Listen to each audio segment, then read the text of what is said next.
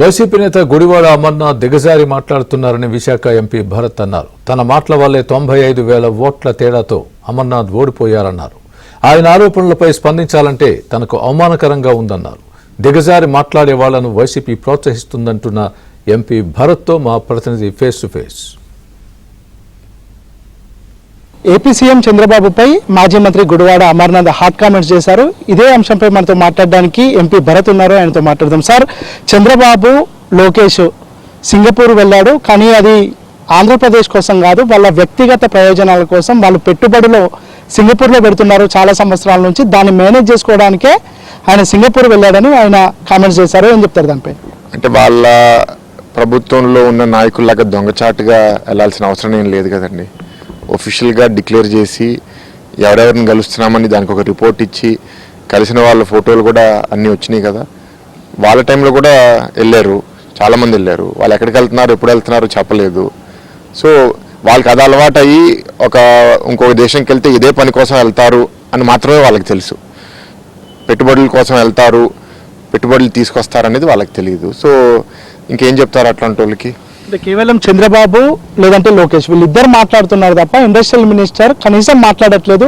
ఆయనకి ఎలాంటి మీటింగ్కి కాల్ ఫర్ చేయలేదు, షెడ్యూల్లో వేయలేదు. ఆయనను ఊరికే నామమాత్రంగా తీసుకువెళ్లారు అనేది ఆయన చేస్తున్నటువంటి విమర్శ. ఇప్పుడు ఆ సింగపూర్ అనే కంపెనీ ఎక్కువ సర్వీసెస్ అండి. వాళ్ళు అక్కడ గొప్ప మ్యానుఫ్యాక్చరింగ్, ఫుడ్ ప్రాసెసింగ్ ఇండస్ట్రీస్ ఏవైతే ఎక్కువ టీజీ భరత్ గారి మంత్రి శాఖలు వస్తాయో అవి సింగపూర్లో ఎక్కువ ఉండవు, చాలా తక్కువ. Majority of the investments finance, banking, consulting, IT and వాటి ఎక్కువ రిలేషన్షిప్ ఐటీ, ఎలక్ట్రానిక్స్ మంత్రి, ఎడ్యుకేషన్ మంత్రితో రిలేషన్షిప్ ఉంటాయి. అండ్ ముఖ్యమంత్రి గారు ఎక్కువ మీటింగ్స్ చైర్ చేయడం జరిగింది. అండ్ సింగపూర్తో గత పరిచయాలు కూడా. ఇప్పుడు ఏంటంటే నేను ఒక్కరితో కలిసినప్పుడు నాకు గత పరిచయం ఉంటే నేను లీడ్ తీసుకుంటాను.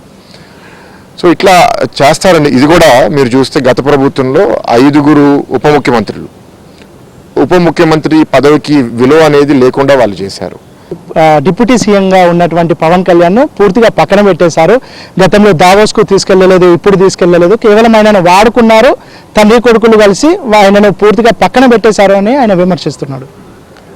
అంటే ఇదే మంత్రి కళ్యాణ్ గారిని కూడా చాలా గతంలో తిట్టారు, ఆయన గురించి హేళనగా మాట్లాడారు. అప్పుడు ఆయన గౌరవం గురించి ఈయనకు తెలీదా?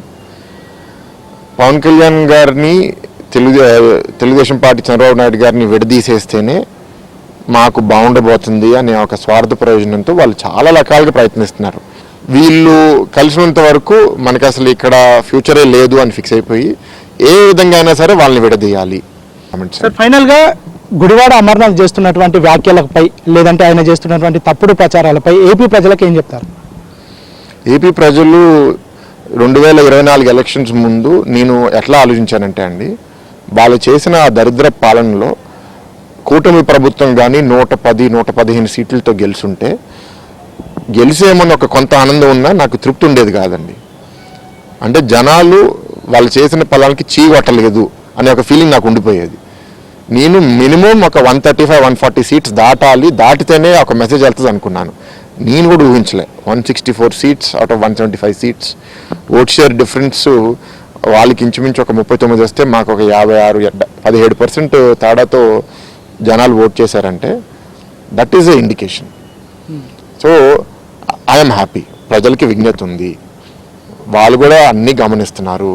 ఎవరు ఎట్లా ప్రవర్తిస్తున్నారు, వాళ్ళు ఏంటంటే టైం పడుతుంది. ఈ పూటలోనే మార్పు అందరికీ కనపడపోవచ్చు, కానీ 5 సంవత్సరాల్లో ఎవరు బాగున్నారు ఎవరు బాగాలేరు అని గ్రహించే కెపాసిటీ ఆంధ్రప్రదేశ్ వాసులకు ఉంది. అది వాళ్ళు తప్పకుండా ఓటింగ్ రూపంలో చూపిస్తారు. ఇది మొత్తానికైతే గుడివాడ అమర్నాథ్ వాళ్ళ నాయకుని మెప్పు పొందడానికి అబద్ధాలను ప్రచారం చేస్తున్నారు. ముఖ్యంగా దిగజారి మాట్లాడుతున్నారు. అలా దిగజారి మాట్లాడడం మాకు చేతగాని పని, మేము ఆ విధంగా చేయం. జరుగుతున్నటువంటి అభివృద్ధి ప్రజలు చూస్తున్నారని భరత్ చెప్తున్నారు. వీడియో జర్నలిస్ట్ రాజుతో సిద్ధార్థ, ఏబిఎన్ ఆంధ్రజ్యోతి, హైదరాబాద్.